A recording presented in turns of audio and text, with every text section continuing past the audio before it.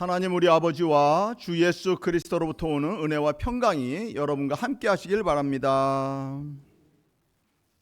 하나님의 은혜로 지난 주일 야외 예배 잘 드리고 오늘 주님의 전에서 함께 예배 드리게 하신 하나님께 감사드립니다. 오늘 본문의 말씀은 예수님이 공생애를 마무리하시며 제자들과 유월절 만찬을 함께 하실 때 주신 말씀입니다. 앞으로 주님께서 순환당하시고 하나님 아버지께서 계획하신 길을 가신다는 말씀입니다. 그 길이 죽음임을 암시하는 말씀이기도 합니다. 예수님이 십자가 죽음을 언급하시자 제자들은 불안해했고 또 동요했습니다. 자신의 삶을 올인해서 믿고 따르던 예수님이 사라지고 수제자 베드로마저 배신할 것이라 예언하시자 그들은 혼란스럽고 근심하지 않을 수 없었습니다. 여러분이 의지하던 사람이나 부와 권세, 명예가 갑자기 사라질 것이라고 누군가 확정적으로 말한다면 크게 당황할 수밖에 없을 것입니다. 예수님은 불안해하는 제자들에게 마음에 근심하지 말고 하나님과 나를 믿으라 말씀하십니다. 이 말씀은 근심 많은 세상을 살아가는 우리들에게도 해당되는 말씀입니다. 세상 근심은 해결할 능력 없는 자신과 처지를 바라볼 때 생기는 것입니다. 그때 전능하신 하나님 바라보며 의지하고 믿으라는 것이 예수님의 권면을 넘어선 명령이기도 한 것입니다. 근심하지 말라는 단어와 믿으라는 두 단어 모두 강력한 명령형으로 쓰였습니다. 여러분이 근심 걱정한다고 가진 문제가 해결되지 않습니다. 하나님 앞에 근심 걱정 내려놓고 맡기고 문제를 해결해 달라고 간구해야 해결이 되는 것입니다. 우리가 가진 문제 해결의 열쇠를 가지신 분은 오직 예수님 한 분이신 것입니다. 제가 늘 강조하듯 믿음은 어렵고 힘들 때, 불안할 때 예수님을 마음에 떠올리는 것이 믿음인 것입니다.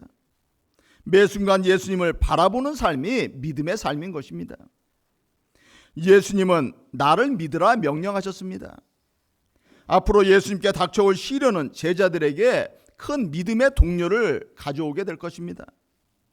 예수님은 붙잡혀 채찍질 당하시고 끌려가시고 구경꾼들의 조롱 속에서 십자가에 달려 죽게 될 것입니다. 그런 연약하고 무기력한 예수님을 하나님으로 계속 믿고 따르기가 아마 쉽지 않을 것입니다. 제자들도 여러분도 조롱 속에 죽임당하는 나약한 예수님을 하나님으로 믿기가 너무나 힘들 것입니다. 그러나 그러한 주님의 십자가 고난과 죽음까지도 모든 것이 하나님의 선하신 섭리 가운데 있다는 것을 우리는 또 믿어야 하는 것입니다. 모든 것이 합력하여 선을 이루고 하나님은 악도 선용하시는 분이다라는 것을 믿어야 하는 것입니다. 성도들의 삶 가운데도 시시때때로 어려움과 근심거리들이 따라오기도 합니다. 가족 중에 갑자기 병들고 고통당하는 사람도 생기고 가정 형편이 점점 어려워지기도 합니다. 직장을 잃게 되고 오랫동안 준비한 시험에서 떨어지고 하던 사업이 망할 수도 있습니다. 이러한 일들로 마음에 근심하고 낙심할 수 있습니다. 고난 가운데 열심히 기도했는데 하나님이 오랫동안 안 들어주실 때 과연 하나님이 살아계시는지 의문이 들 때가 우리는 있는 것입니다.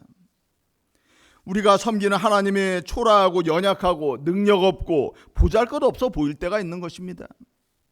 그런데 그런 형편과 상황 속에서도 근심하지 말고 끝까지 나를 믿으라라고 예수님은 명령하시는 것입니다. 그런 믿음 갖기가 쉽지 않기 때문에 권면을 넘어서 명령까지 하시는 것입니다. 그 명령에 순종해서 힘들어도 예수님을 향한 믿음 가지고 살 때 결국 문제도 해결받고 평안없고 구원과 영생을 얻을 수 있기 때문인 것입니다. 예수님 명령에 순종하며 사시기 바랍니다. 여러분이 인생 위기에 직면했을 때 오직 한 가지 해야 할 일은 예수님을 더욱 믿고 의지하고 기도하는 것입니다. 형편과 처지를 있는 그대로 하나님께 간절히 아뢰고 맡기는 것입니다. 불쌍히 여겨달라고 긍휼을 주십사고 우리는 기도해야 하는 것입니다. 그리고 하나님께 맡겼으면 죽이 되든 밥이 되든 하나님 뜻대로 이루어 주실 것을 믿고 하루하루를 또 감사로 살아가는 것입니다. 이와 같이 범사에 감사하는 것이 신앙인들에게는 참으로 중요한 것입니다. 자신과 가정과 교회와 국가적인 문제는 세상 끝날까지 여러분 가운데 늘 있을 것입니다. 하지만 성도들의 고난은 이해하기 어려워도 대부분 내게 유익한 고난이다 말씀하십니다. 그러니 당황하지 말고 하나님의 선하심에 맡기고 하나님이 주시는 평안함과 은혜를 사모하며 하루하루 불평불만 하지 말고 감사로 주신 사명 감당하며 살아가는 것입니다. 하나님이 주시는 은혜와 능력의 통로는 바로 이 기도인 것입니다. 시체가 썩어 냄새나는 나사로도 예수님이 살리셨는데 아직 죽지도 않은 여러분의 삶을 왜 회복 못 시키시고 못 살리시겠습니까? 그럼에도 좌절되고 낭망되는 일들이 닥쳐올 때 희망 갖고 다시 시작하는 것이 아마 쉬운 일은 아닐 것입니다. 그때 주님의 명령에 순종해서 믿음 갖고 다시 힘을 내서 기도하며 시작해야 하는 것입니다. 한 번밖에 없는 인생인데 실패했다고 어렵다고 그냥 주저앉아 있을 수만은 없는 것입니다. 그러면 무엇부터 시작해야 합니까? 반복해서 말씀드리듯 겸손히 기도하는 것부터 시작해야 하는 것입니다. 가정에 불화가 있든 사업에 실패했든 시험에 떨어졌든 삶이 너무 고뇌져서 지쳤든 그 어떤 경우에도 우리가 가장 먼저 시작해야 할 일은 하나님께 기도하는 것입니다. 왜냐하면 기도는 전능하신 창조주 하나님을 만나고 은혜를 얻는 최고의 방법이기 때문입니다. 기도는 하나님의 전능하신 능력과 은혜를 무한정 공급받는 길입니다. 만왕의 왕이신 예수님께서 내 이름으로 무엇이든지 구하면 내가 행하겠다라고 약속해 주셨습니다. 구하라 그러면 너에게 주실 것이요 찾으라 그러면 찾을 것이요 문을 두드리라 그리하면 너희에게 열릴 것이다 말씀하셨습니다. 너희가 악한 자라도 좋은 것으로 자식에게 줄 줄 알거든 하물며 하늘에 계신 너희 아버지께서 구하는 자에게 좋은 것으로 주시지 않겠느냐 말씀하셨습니다. 여러 가지 말 못할 고통 가운데 살아가고 계십니까? 먼저 하나님을 찾는 마음 주시기를 간구하시기 바랍니다. 찾으면은 주님이 주실 것입니다. 절망 가운데 길을 걷던 엠마오 두 제자를 찾아오신 주님이 여러분에게도 또 찾아오실 것입니다. 여러분 삶의 고난을 하나님을 인격적으로 다시 만나는 계기로 또 삼으시기 바랍니다. 여러분의 인생을 시작하시고 끝내실 생명의 주 하나님 앞에 엎드리며 사시기 바랍니다. 성경에 나오는 인물들이 위기를 만났을 때 얼마나 열정적으로 기도했는지 또 기억하시기 바랍니다. 밤을 새우고 황도뼈가 부러지기까지 하나님과 씨름했던 야곱도 있었고 하나님의 불을 애타게 간구한 엘리야의 기도도 있었습니다. 자녀를 달라는 한나의 간절한 기도가 있었고 홍해 앞에서도 생명을 걸고 기도한 모세가 있었고 자신의 생명을 찾는 사울에게서 구원해 주시기를 간구하는 다윗의 기도도 있었고 눈물로 기도한 예레미야의 기도도 있었습니다. 하나님은 그들의 모든 기도에 다 응답해 주십니다. 기도하지 않으면 응답도 없는 것입니다. 기도할 때 구하는 것을 받은 줄로 믿고 구하고 낙심, 걱정과 의심, 불안 등 부정적인 생각은 사탄에게서 왔음을 기억하고 또 몰아내는 것입니다. 그거는 내 생각이 아닌 것입니다. 하나님의 은혜를 소망하는 가운데 여러분의 마음을 근심이 아닌 믿음으로 채우며 기도할 때 여러분의 인생이 바뀌게 될 것입니다. 본문하 13장 36절에서 시몬 베드로는 주여 어디로 가시나이까? 라고 물었습니다. 그 대답에 대한 말씀이 오늘 본문의 말씀입니다. 내가 너희를 위하여 거처를 예비하러 가며 다시 와서 너희를 내게로 영접하여 나 있는 곳에 너희도 있게 하겠다 말씀하셨습니다. 주님이 가시는 길은 십자가 죽음으로 끝나지 않는 것입니다. 우리와 앞으로 영원토록 함께 천국에서 거할 거처를 마련하러 가신다라는 것입니다. 거할 곳이 많은 아버지 집에서 하나님의 자녀된 여러분은 기쁨과 행복 가운데 영원토록 거하게 될 날이 분명히 올 것입니다. 그날을 믿고 고난 가운데도 소망 가운데 사는 성도들이 하나님께 참된 복을 받은 성도들인 것입니다. 세상 많은 복을 받고도 예수님을 모르고 그 영혼이 멸망의 길로 가는 불쌍한 이들이 세상에는 또 많이 있는 것입니다. 마귀가 주는 부유함에 취해서 예수님을 잊고 산다면 구원에서 멀어지고 영원한 심판날을 언젠가는 맞이하게 될 것입니다. 모든 믿는 자들에게 예비된 영원한 천국을 주시겠다는 오늘 말씀이 얼마나 위로와 소망이 되는 말씀인지 모릅니다. 이 소망의 말씀이 박해받던 초대교회 성도들의 믿음을 아마 지켜주었을 것입니다. 우리에게는 준비되어 있고 가야 할 본향, 영원한 천국이 우리 앞에 있는 것입니다. 우리가 여러 성도님들의 장례를 치르면서도 슬픔 가운데도 소망이 있는 것은 다시 만날 천국 소망이 우리 가운데 있기 때문입니다. 이 천국 소망이 약해지게 되면은 신앙이 습관적이 되고 신앙의 열정도 사라지고 생명력을 잃어버리게 되는 것입니다. 그러다 결국 하나님 원망하고 부인하고 세상에 속한 사람이 되어 영원한 멸망에 이르게 되는 것입니다. 여러분 가운데는 한 분도 그런 분이 없게 되기를 또 소망합니다. 믿음의 성도들이 가야 할 영원한 천국이 이미 마련되어 있는데 주저하고 세상에 취해서 살아가면 안 될 것입니다.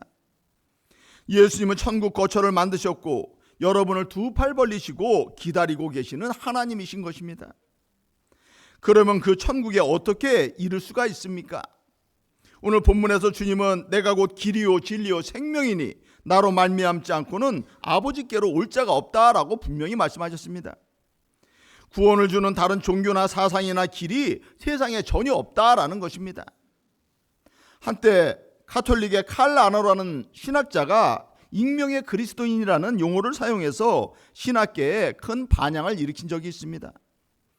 익명의 그리스도인들과 같이 예수님을 알지 못해도 진리와 양심에 따라서 선하게 살려고 하는 사람들이라면은 사랑과 자비의 하나님께서 구원의 기회를 주시지 않겠느냐라고 질문한 것입니다.